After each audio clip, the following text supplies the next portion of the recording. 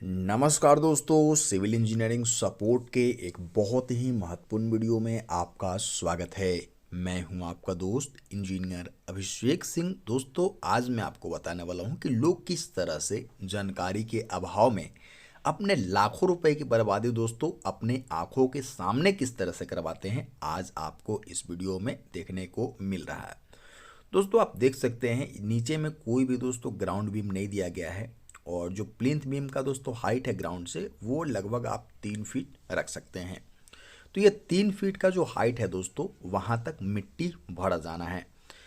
अब आप देख सकते हैं दोस्तों मिट्टी भरने का जो तरीका है वो देख सकते हैं, मिट्टी को ला करके डायरेक्टली जो है वो एक बार में ही 3 फीट दोस्तों कवर करने का यहाँ पे कोशिश किया जा रहा है या फिर तैयारी किया जा रहा है। जबकि एक्चुअल में क्या होना चाहिए था कि यहाँ पे दोस्तों एक एक फीट का, एक्चुअल में 10 इंच का दोस्तों एक लेयर बनाना चाहिए।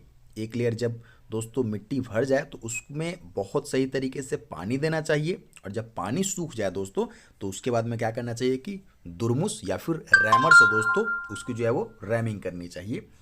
और उसके बाद जब ठोस हो जाए हमारा सरफेस, उसके बाद में अगला 10 इंच का जो मिट्टी का लेयर है उसको दोस्तों क्या करना चाहिए कि उसके ऊपर रखना चाहिए और फिर से सेम चीज़ यानी कि पानी डालना चाहिए।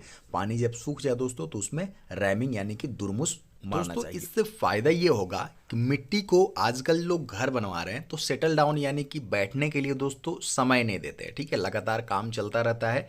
और पहले के ज़माने में क्या होता था दोस्तों कि एक बार घर बन रहा है तो एक बार हम लोग प्लिंथ लेवल तक दोस्तों काम करवा के मिट्टी भरवा करके उसको छोड़ दिया जाता था 5 महीना 6 महीना। धीरे धीरे दोस्तों मिट्टी बैठता था, एक बरसात तो कम से कम छोड़ा जाता था।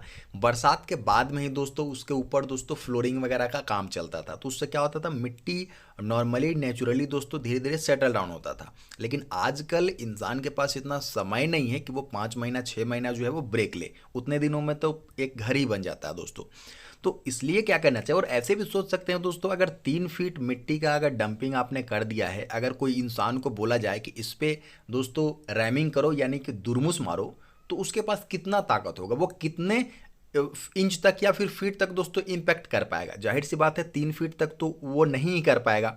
तो इससे क्या होगा दोस्तों, जो 3 फीट का दोस्तों मिट्टी का लेयर था तो ऊपर के दोस्तों 1 फीट सवा फीट तक क्या होगा कि रैमर का असर होगा, दुरमुस का असर होगा। लेकिन उसके नीचे वाला जो मिट्टी होगा दोस्तों वो बिल्कुल लूज ही रह जाएगा और समय के साथ वो धीरे धीरे सेटल डाउन होगा। और ऐसा भी देखा जाता है दोस्तों कि घर बनने के कुछ ही साल बाद जो आपका फ्लोरिंग है, जो आपने टाइल्स वगैरह लगवाया है, वो दोस्तों आवाज़ करने लगता है, चलने से आवाज़ करने लगता है, वो धंसने लगता है, टूटने लगता है। तो उसका कारण ही यही होता है दोस्तों, क्योंकि नीचे का जो मिट्टी है वो धीरे धीरे सेटल डाउन हुआ है। जो अच्छे तरीके से उसको ठोस नहीं किया गया था, रैमिंग उस पर नहीं किया गया था, उस पर दुरमुस नहीं मारा गया था दोस्तों, उसमें पानी नहीं गया था, तो वो क्या होता है धीरे धीरे सेटल डाउन होता है अपने तरीके से। ठीक है, 6 महीना, साल भर, 2 साल, 3 साल धीरे धीरे सेटल डाउन होगा। और उसके बाद क्या होगा दोस्तों कि जो हमारा मिट्टी का भराव था, मिट्टी धीरे धीरे नीचे बैठते जा रहा है। लेकिन जो हमने पीसीसी किया है, पीसीसी तो नीचे नहीं बैठ सकता है दोस्तों, वो तो ढलाई वाला चीज़ है। तो वो क्या होता है कि मिट्टी और पीसीसी के बीच में एक एयर गैप बनता जाएगा, वो गैप बढ़ता जाएगा और वो वही दोस्तों हमारा जो फर्श है उस पर चलने पे आवाज़ भी करता है।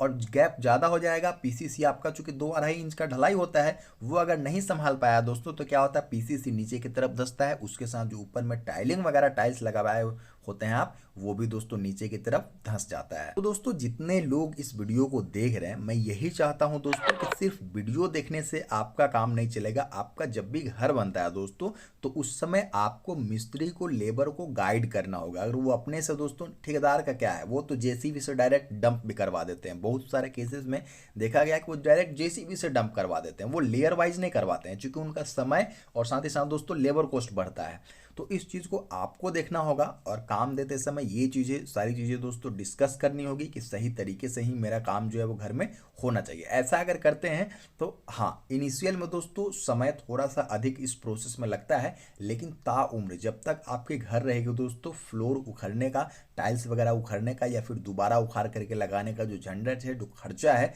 उससे आप बिल्कुल बचे रहेंगे। तो उम्मीद करता हूं दोस्तों इसी तरीके के वीडियोस हमारे चैनल पे आते रहेंगे। फिर मिलते हैं। कोई दिक्कत है, कोई सवाल है, कोई सुझाव है, आप हमारे कमेंट बॉक्स में कमेंट डाल सकते हैं। और हमारे बड़े से यूट्यूब फैमिली में शामिल होना चाहते हैं, चैनल को सब्सक्राइब कर दीजिए, बेल आइकन दबा दीजिएगा, सारे जरूरी नोटिफिकेशन आपके मोबाइल तक पहुंचते रहेंगे। फिर मिलते हैं, नमस्कार।